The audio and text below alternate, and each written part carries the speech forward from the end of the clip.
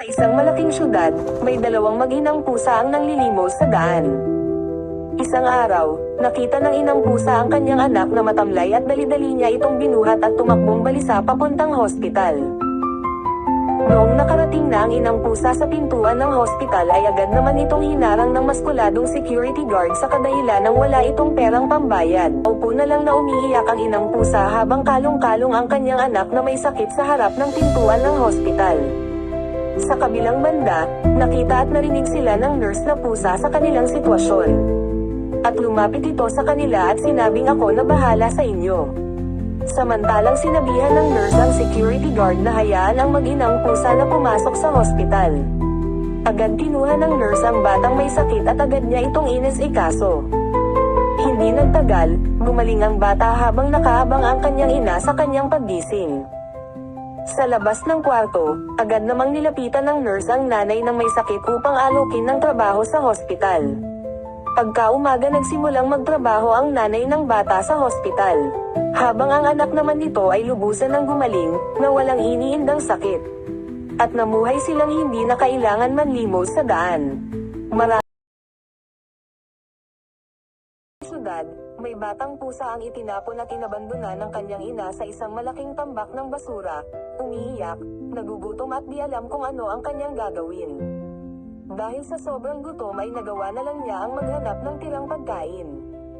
Habang naglalakad ay may nakita siyang construction site at bigla niyang naisip na kailangan niyang mabuhay mag-isa. At doon nag-apply siya bilang isang manggagawa, kahit di sanay ay nagawa niya pagbutihin ang kanyang trabaho. At sa gabi naman ay nagtatrabaho siya bilang waiter sa isang bar at taga-entertain ng customer at sa umaga naman ay taga-ayos at taga-supply ng mga gulay sa market. At kahit kumikita na siya ng malaki sa kanyang trabaho ay kumakain pa rin siya ng isang sandwich araw-araw. Dahil dito ay nakapag-ipon siya ng pera sa kanyang garapon.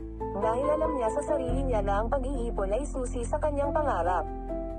Hanggang isang araw ay napuno na ang kanyang ipon at nagdesisyon siyang bumili ng restaurant sa syudad, at di niya inakala na sa unang pagbukas ng kanyang restaurant ay dudumugan agad siya ng maraming customers. Hanggang nagpatuloy ang kanyang maunlad na negosyo at di kalaonan ay in-interview siya ng sikat na vlogger na si Nats TV Animals. At idineklara siya ng lahat sa lugar na pinakamayamang batang pusa sa history.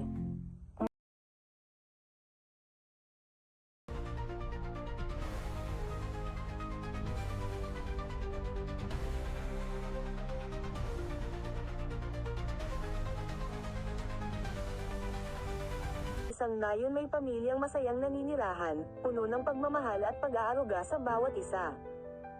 Subalit dahil sa sobrang kahirapan sa buhay, ay naisipan magtrabaho ni Tisoy bilang OFW sa ibang bansa upang may taguyod ng maayos ang kanyang mahal na pamilya. Kahit masakit man na lumayo sa kanila ay kaya niyang tiisin lahat, guminhawa lang ang buhay nila. Noong makarating na siya sa ibang bansa ay napatingin siya at sinabing, "Kakayanin ko ito alang-alang sa mahal kong pamilya." Nagtrabaho siya ng mabuti at halos naka-overtime siya para lang madagdagan ang sahod niya. Noong nagsahod na siya ay laking tuwa niya na hawak-hawak na niya ang kanyang sahod at napalakad agad upang ipadala sa remittance center. Habang inabot niya ang pera sa kaera ay tuwang-tuwa siya dahil alam niya na malaking tulong iyon sa kanyang pamilya. At agad siyang tumawag sa kanyang asawa upang kumpirmahin kung natanggap na ba niya ang padala nito, pero ang di niya alam na ang kanyang pinapadala ay ginagastos lang pala ng kanyang asawa sa mga luho at sa kanyang lalaki na kinakasama. Lahat ng pera na pinapadala ay di nakinabang ang kanyang anak kung hindi sa bisyo lang ng kanyang asawa.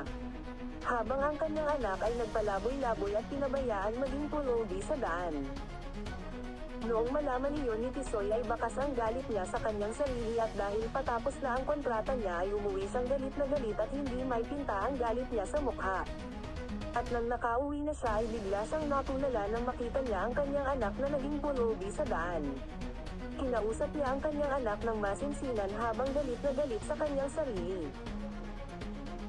At dinala niya ang kanyang anak sa kanilang bahay at noon umupo siya at nakinig sa istorya ng kanyang anak tungkol sa ginawa ng kanyang ina sa kanya, agad nitong kinumpirma sa kanyang asawa ang istorya at dahil guilty ito ay di na sumagot, pinalayas niya agad-agad ang kanyang asawa at naging matatag sa kanyang sarili dahil may anak pa siyang natitira upang magpatuloy sa buhay.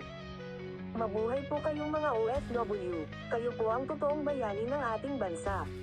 Huwag kalimutan mag-like, share, follow and subscribe. God bless everyone.